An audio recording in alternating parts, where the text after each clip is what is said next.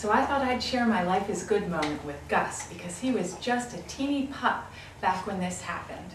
It was the first summer that I had moved to Sarasota, and we were out and about. It was our first summer of scavenger hunting here in Central Coconut.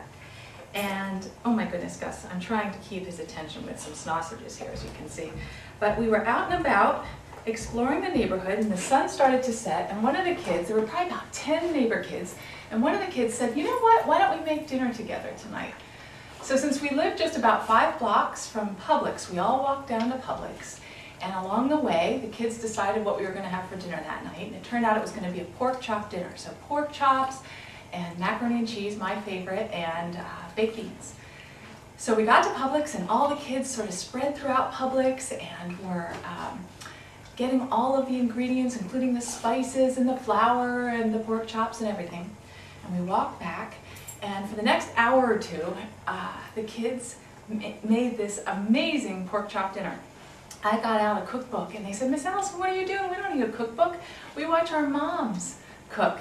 And sure enough, and these are not teenagers, these are elementary school kids, age kids, and young kids at that.